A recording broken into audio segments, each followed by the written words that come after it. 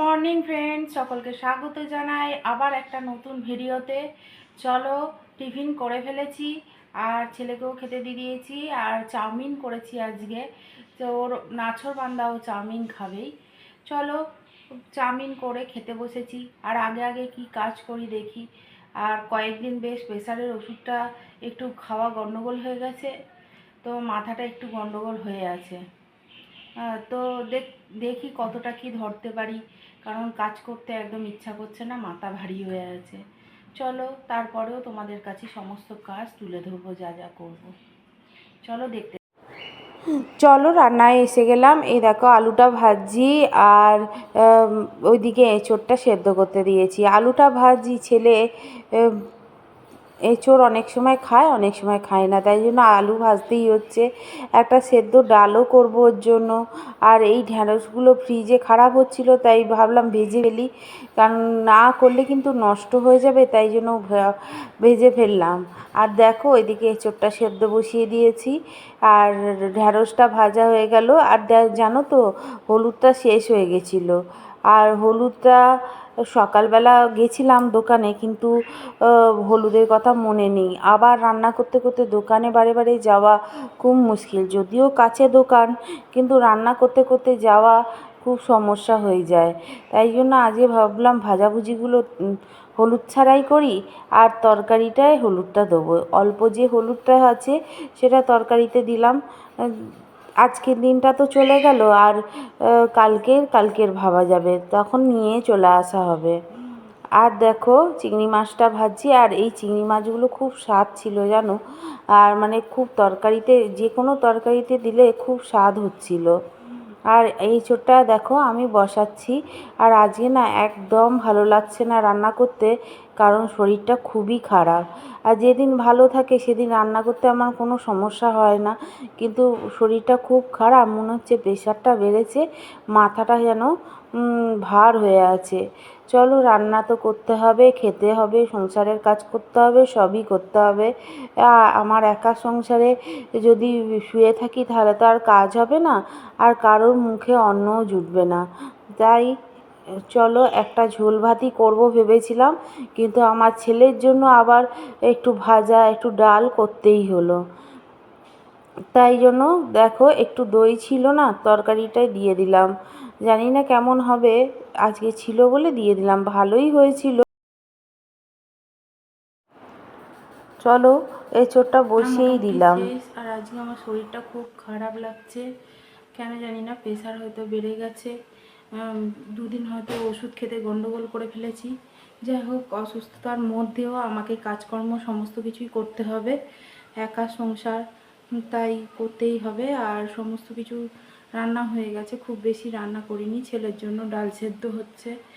আর যা তরকারি করেছি আমি দেখাচ্ছি। চলো, ভাত ফুটছে এখনো, চলো দেখিয়ে দিই।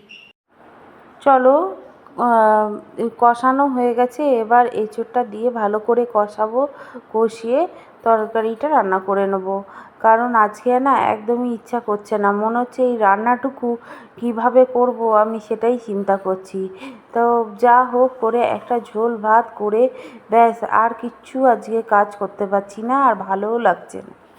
চলো, এই যে তরকারিটা বসিয়ে দিলাম, অনেকটা হয়েছিল, বা চিন্তা করলাম এটাই রাত্রিরে খাওয়া হয়ে যাবে, আর একটু হয়তো থেকেও যাবে, তাই জন্য দুটো বাটিতে ভাগ করে রাখবো জানো। আর দুটো বাটিতে ভাগ করে রাখলে তরকারিটা ঘাঁটাঘাঁটি হবে না, ঘাঁটাঘাঁটি তরকারিটা খেতে ভালো লাগে না পরে, তাই আলাদা করা থাকলে যেমন গরম তরকারি সেরকমই থাকবে। চলো, এমনিও এঁচোড় সেদ্ধই হয়ে গেছে, একটু চাপা দিয়ে আলুটা সেদ্ধ করে নিলে।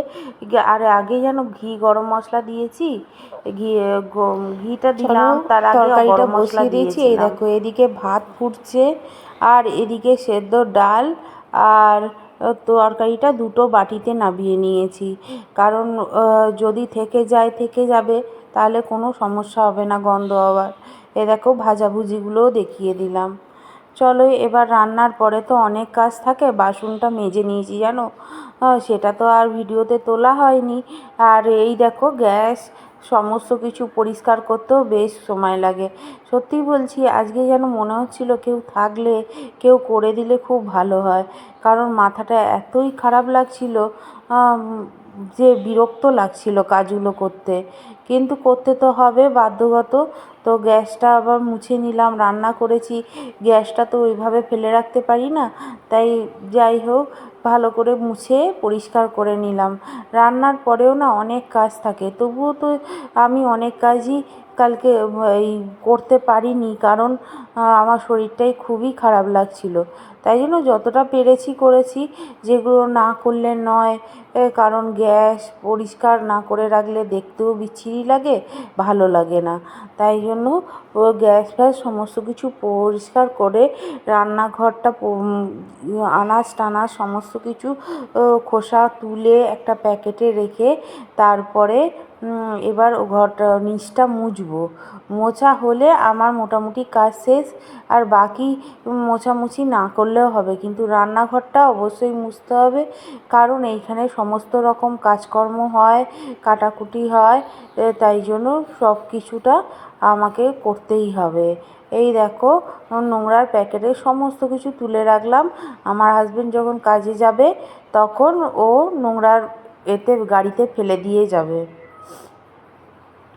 এই দেখো বটি যেখানে রাখা সেখানে তুলে রাখলাম। আর এই দেখো রাত্রিরে চলে এলাম, আর সময় পাইনি তোমাদের সঙ্গে কথা বলার, আর রাত্রিরের রান্নাতে চলে এলাম। আর রাত্রিরের রান্নায় এই পরোটা করছি, এটা আটারই পরোটা করছি। মনে হলো যে এই আটাটা ফ্রিজে ছিল, আর এই আটাটা ফ্রিজে থাকা আটাটা যদি রুটি করতাম না, কেউ খেতে চাইতো না। তাই জন্য বললাম যে একটু তেল দিয়ে পরোটা করে নিই, পরোটা করে নিলে সবাই খেয়ে নেবে, তাই জন্য পরোটা করে নিলাম। আর সবাই খেয়েও নিল, নাহলে এটা রুটি করলেই সব একটা করে খাবে আর সমস্ত রুটি ফেলা যাবে, তাই জন্য পরোটা করে নিলাম। সমস্ত কিছু বুদ্ধি করে না করে করলে সব কিছুই নষ্ট হবে, তাই জন্য আজকে একটু পরোটা ভেজে নিলাম। আর আটার পরোটা অবশ্য কোনো ক্ষতি হবে না, ময়দার তো নয়, তাই জন্য পরোটা ভাজলাম। আর দেখো সব ওপরে খাবে, তার আজকে খুব কষ্টও হচ্ছিল রাত্রিরে রুটি পরোটা করতে, খুব কষ্ট হচ্ছিল। তো যাই হোক আমাদের তো কাজ করতেই হবে, সংসারের কাজ ছেড়ে তো বসে থাকতে পারবো না, সংসারের কাজ আমাকে করতেই হবে, যে শরীর খারাপ হোক আর যাই হোক। যখন খুব অসুস্থ হয়ে শুয়ে থাকি তখনও সেই হাঁড়িতে ভাতটা ফোটাতেই হয়, কারণ আমার ঘরে তো কেউ নেই, করতেই হবে, সেই জন্য আর কিছু করার নেই। এই সমস্ত কিছু করে এবার তারপরেও গ্যাসে বা রান্নাবান্না করলে শুধু রান্না কাজটা থাকে না, আরও আদার্স অনেক কাজ থাকে। একবার রান্নাবান্না করলেই না অনেক কাজ বেড়ে যায়, আমি দেখেছি বাসন বেরিয়ে পড়ে, তারপর গ্যাস মোছা সমস্ত কিছুই রয়েছে, সে যেমন সকালে তেমন রাত্রিরে। দেখো হয়ে গেল, খুব বেশি রুটি পরোটা করতে হয় না, 9খানা রুটি পরোটা করেছি, ব্যাস, আমাদের খুব বেশি করতে হয় না, এটা বাছোয়া। চলো এবার যেখানে সব বেলেছি করেছি সব পরিষ্কার করে নিই, রাত্রিবেলা তো গ্যাস ফ্যাস মুছে রাখাই ভালো, তাই জন্য সমস্ত কিছু মুছে পরিষ্কার করে নিই। আর এই দেখো এখানে বাসনগুলো বেরিয়েছে, এই যে ছেলে টিফিন খেয়েছে, বা একটাতে আটা ছিল, এই সব করে অনেকগুলো বাসন বেরিয়েছে, সেগুলো ধুয়ে নিই, কারণ রেখে দিলে আবার সমস্যা বেড়ে যাবে আরও বাসন, তাই জন্য সমস্ত কিছু মেজে নিলাম। আর এবার রাত্রিরের খাওয়াটা হবে সেইটা হয়তো থাকবে, আর এইগুলো সমস্ত মেজে ধুয়ে নিলে ফাঁকাও হয়ে গেল, আর নোংরা টোংরা সমস্ত কিছু পরিষ্কার করে নিজেই নিশ্চিন্ত হয়ে যাব যে সমস্ত কিছু কাজকর্ম সেরে নিয়ে বসলাম, তাতে আমাকে কেউ বলতেও পারবে না যে আমি এই কাজটা করিনি, সমস্ত কাজকর্ম করে আমি নিজে নিশ্চিন্ত হয়ে বসতে পারবো। চলো হয়ে গেল বাসন মাজা। চলো বন্ধুরা খাবার দাবার নিয়ে রেডি, রাত্রিরের খাওয়া হাতে নিয়ে আছি, তরকারি বেরোনিয়ে ওপরে চলে যাই, ওরা বলছে পরে খাবে, আবার বাড়তে আসতে হবে, নাহলে নিচে এবারে বেড়ে নিয়ে চলে যাই। যদি গরম করার থাকে ওপরে মাইক্রোওভেনে গরম করে দিয়ে দেবো।